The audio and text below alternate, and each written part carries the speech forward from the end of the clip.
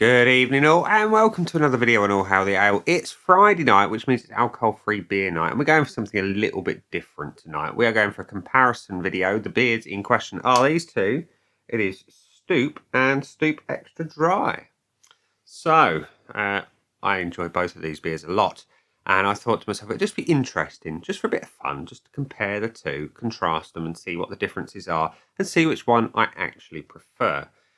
So, without further ado, we're going to get them out into glasses and see what we think. We're going to go through the usual pillars of judgment, the looks, the aroma, the body, the taste, and the finish. And we're just going to give a point to whichever one I prefer out of the two and see which one wins. It's just for fun. You know, there's no actual prizes for this one. Just the honour of one mash gang beer over the other, really, I guess. So, we are going to pour the OG Stoop into the small beer co glass. Is it small beer? Yeah, small beer brew co. Just because I've only got one mash can glass and it wouldn't be fair to put one in that and something else in the other. Anyway, kick it off. Stoop, crisp, fresh and light. Kicking it old school, heavily influenced by a love of 80s dad beers. Taking a traditionally mass-produced beer and injecting a bit of love and attention. Lightly hopped and aged on oak for a refreshing dry finish. This throwback lager isn't going to win any awards, with an asterisk, but it's a slab of crushable crispy boys. Anyway, it says, since writing this, it has in fact won a lot of awards, which it deserves it because it's a great beer. It contains Styrian Wolf, Galaxy, Nelson Sauvin hops, and it's aged over oak chips. And then we've got the Extra Dry, this one, which is a Japanese version, which if you saw the video last Friday, I reviewed that, I enjoyed it. And it says, we have a big love for Japanese macro lagers, designed to be refreshing and easy to drink. Light-bodied, balanced sweetness, dryness and bitterness. It takes a lot more finesse than we used to. Properly conditioned at low temperatures for ultimate crispness. Same hops, same aging process. The only difference really here is this one's got Szechuan pepper, whereas OG Stoop has not. Yes, it has. I lie. I didn't realise it had that as well. Maybe that's the new batch. The one I had the other day, I'm sure it didn't. I'm going to have to check. I'm going to have to dig the can out of the recycling and see. Anywho, yeah, let's get the OG into the small beer brew co glass. I'm doing that because it's the taller glass of the two, and the OG deserves to be in that one. So the pour is pale, understandably so, clear, with a great head on it. Look at that. Whoop. We have blancmange style head.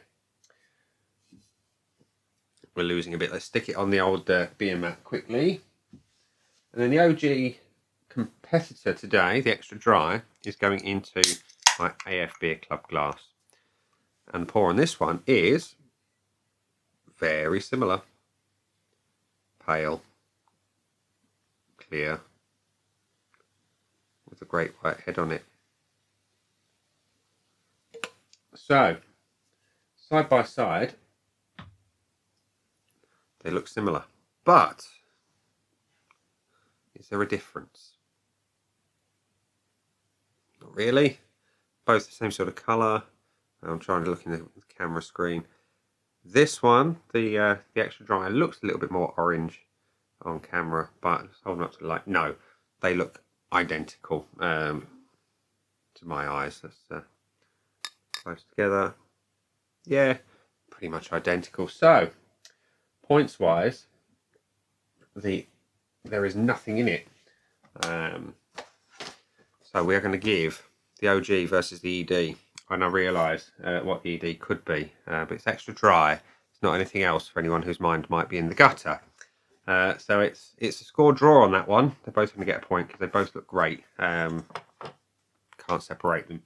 As for the aromas, the OG versus the Extra Dry. The OG has got a beautiful grassy hop note to it. Slightly spicy, whereas the Extra Dry is very similar but a little bit lighter. Yeah, the OG is definitely a little bit hoppier on the nose. And this one, the Extra Dry, has a little bit of a savoury note to it.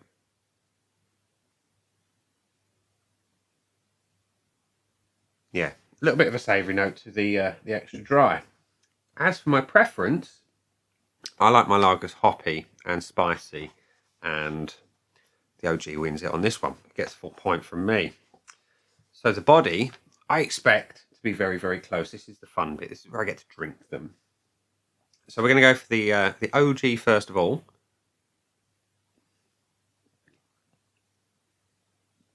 Light, well carbonated, crisp, clean.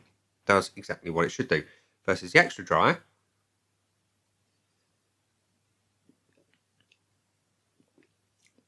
Ultimately, the same kind of thing. Light, crisp, clean. A little bit drier. Which one do I prefer?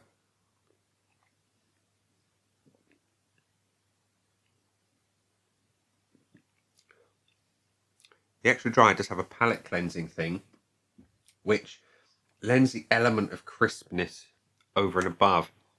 I actually prefer the OG. So it's 3-1 at the minute.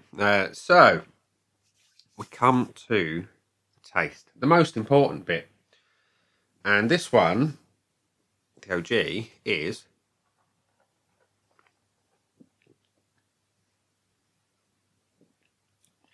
it's lovely. It is lovely. It's hoppy, malty, balanced, slightly savoury.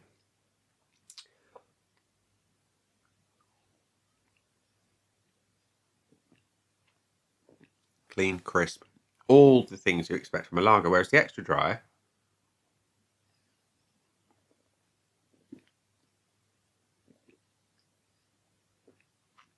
fundamentally the same kind of flavour profile, little bit lighter.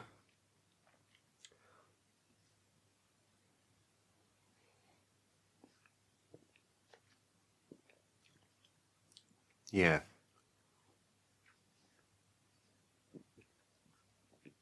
Yeah, the OG is just a little bit more full flavoured for me. And I like that. I like it a lot. So the OG wins this one for me. And the finish. This is where it gets interesting, because I already know which one I prefer. But I'm going to do it anyway. So the OG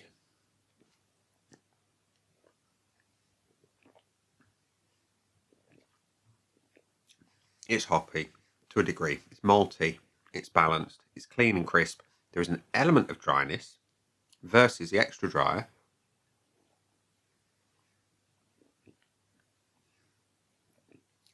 which has a little more of the oak coming through and a little bit more dry.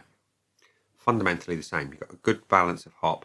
You've got malts that come through nicely. You've got that clean, crisp thing. And yeah, it's just got a little bit more of the oak.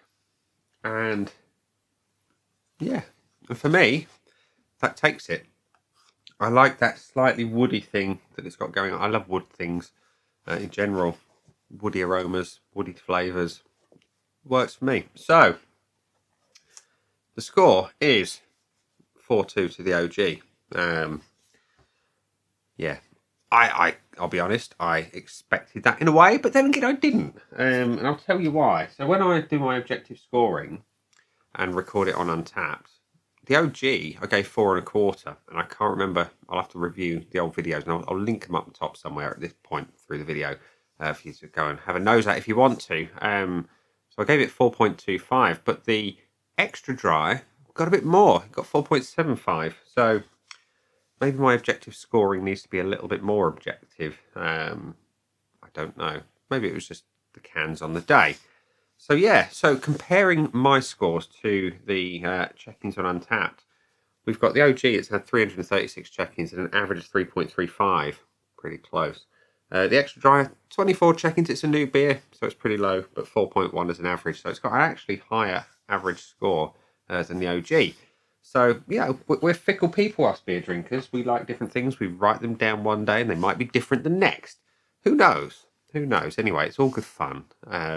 Yeah, as this video is, you know, it's a win for the OG, but the real winner here is me, because I've got to drink both these beers, and they're thoroughly, thoroughly tasty beers.